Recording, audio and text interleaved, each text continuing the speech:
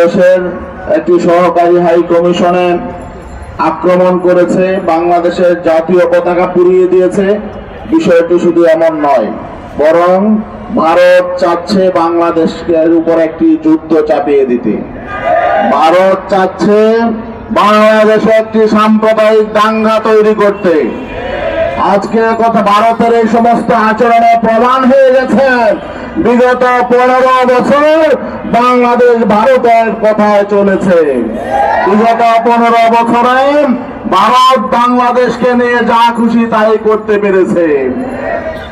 এই জুলাই বিপ্লব, আগস্টের 5 তারিখ অভ্যুত্থানের মধ্য দিয়ে বাংলাদেশ ভারতের হাত ছাড়া হয়ে গেছে।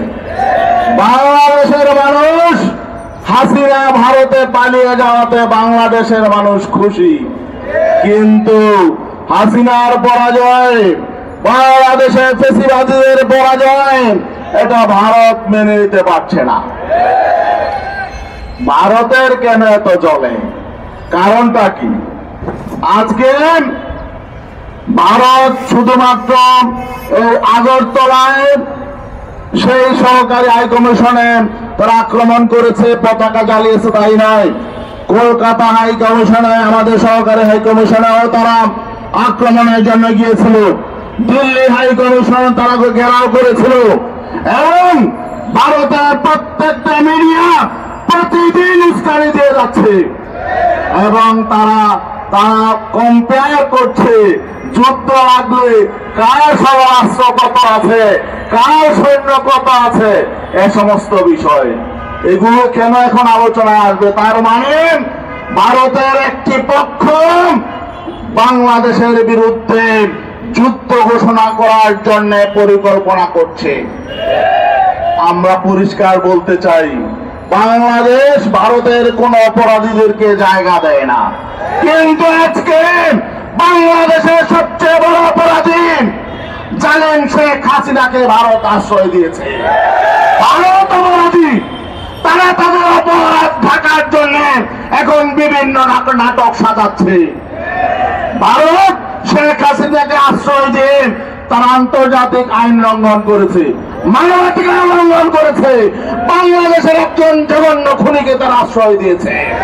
আবার বাংলাদেশের একজন দেশদ্রোহী চিন্ময় দাস একজন দেশদ্রোহী অপরাধী বাংলাদেশের আইনে তাকে গ্রেফতার করা হয়েছে।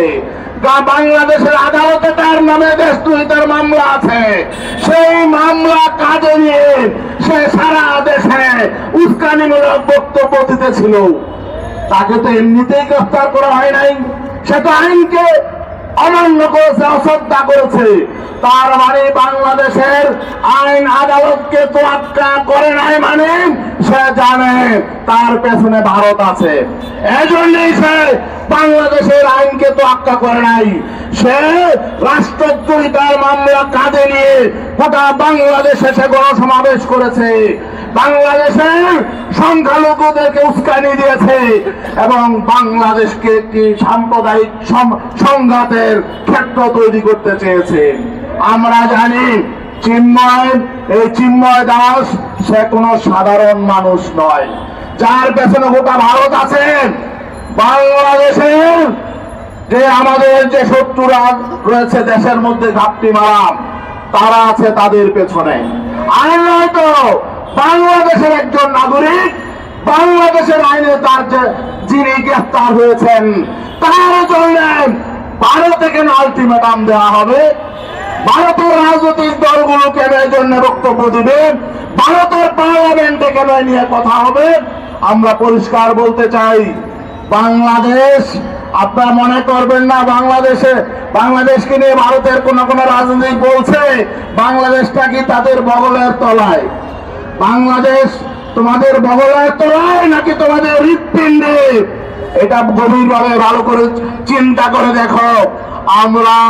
আমরা পায়ে পড়ে কারো সাথে সংঘাত তৈরি করতে চাই না। আমরাও সৌন্দর্যের পরিচয় দিয়েছি।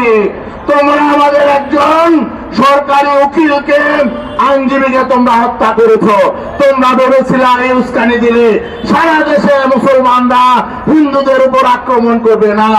কেউ বাংলাদেশের মুসলমানরা সভ্য, তোমাদের মতো অসভ্য নয়।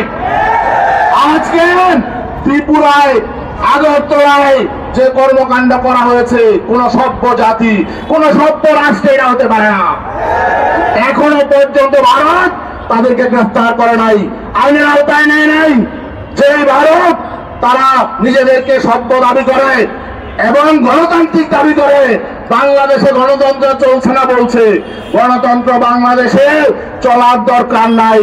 তোমাদের মতো অসভ্যতা আমরা চাই না। বাংলাদেশ এখন ভালো চলছে, তোমাদের কথায় বাংলাদেশ চলবে না।